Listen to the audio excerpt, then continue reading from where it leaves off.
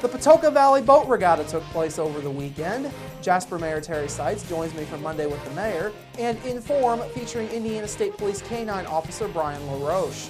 All of that and much more is up next here on 18 WJTS News.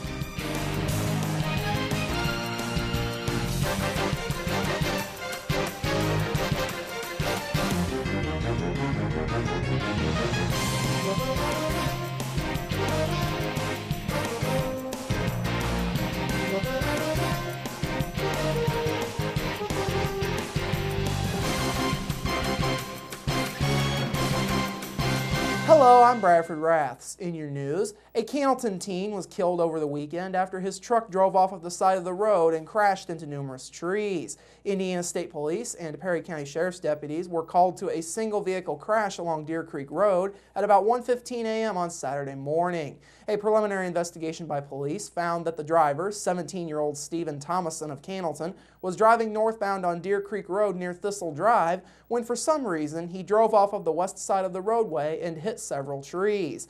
Thomason was not wearing a seatbelt and was pronounced dead at the scene. Thomason's truck was a total loss. Police say Thomason had been missing since Friday when he left to go to school. Thomason was a student at Perry Central Junior-Senior High School. The Perry County Coroner's Office assisted. A Jasper woman who was airlifted with head trauma after a scooter crash on Thursday afternoon along Division Road died over the weekend. The Vanderburgh County Coroner's Office says 55-year-old Patricia Ahrens died just before 5 p.m. Central Time yesterday afternoon in the intensive care unit of St. Mary's Medical Center in Evansville. Jasper police say last Thursday afternoon, Ahrens was traveling westbound on Division Road just before 4 p.m. when she apparently lost control of the scooter after traveling off of the north side of the roadway. Police say the scooter continued westbound on the shoulder until it struck a road sign and Ahrens was ejected. On Saturday, the 2013 Patoka Valley Boat Regatta took place at the Dave Beeler Plaza along the riverfront in Jasper. The event is held every year as a fundraiser for Holy Family School, and some of the profits also go to a partner charity. This year's partner charity was Habitat for Humanity of Dubois County. WJTS's Peter Marshall was at the event and has this report with Carrie Meringer. This is the third annual Holy Family School Cardboard Boat Regatta. It started, it was an idea that Ben Hassenauer and I came up with at one of the Holy Family fundraiser events. And essentially what we do is have folks come, some companies, some community groups, some families will build boats out of cardboard, decorate them, and race them on the Patoka River here. The race starts down toward the end of the Riverwalk. It's about a 200-yard course. And they have basically the starting line down there. They start the race, people paddle their hearts out, and come all the way down to the boat ramp where we have the finish line. And how does one become involved with such an event? Well, essentially all you need to do is show up the day of. You could build a quick cardboard boat on the lawn in 20 minutes if you want. Some folks start ahead of time, and they'll go to our website. It's theregatta.org, and there's details there that explains how to build a boat, the rules, and you can start months ahead of time, or you can start the week before, depending on how involved you want to be. We have two sites on the internet. We have a Facebook page. If you search for Holy Family School Cardboard Boat Regatta, it would come up there, or if you go to www.theregatta.org, that has all the details if you have more, if you want more information. This year's winners were Jasper Engines and Ruxer Ford in the corporate category. Community entry went to Precious Blood and Noah's Ark.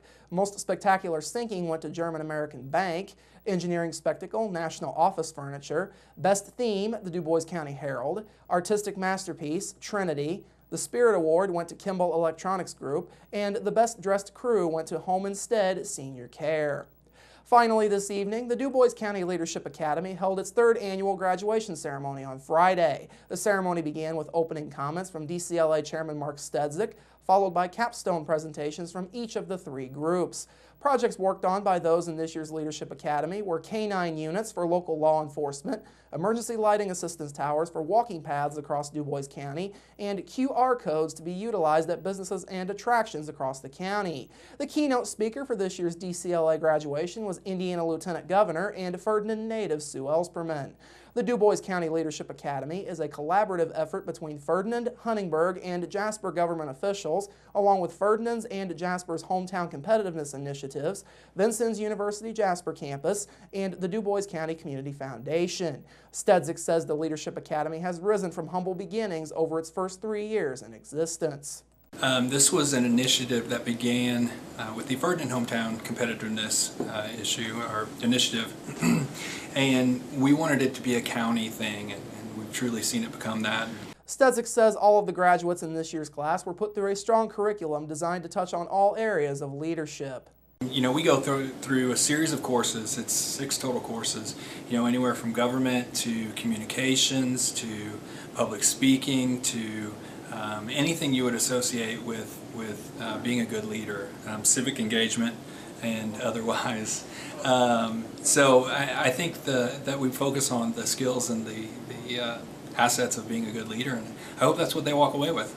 15 people graduated as members of the class of 2013 at the Dubois County Leadership Academy. This year's class included Huntingburg Chamber of Commerce Executive Director Nick Stevens and Dubois County Clerk Bridget Jarboe. Classes for this year's Leadership Academy started on Friday, April 5th.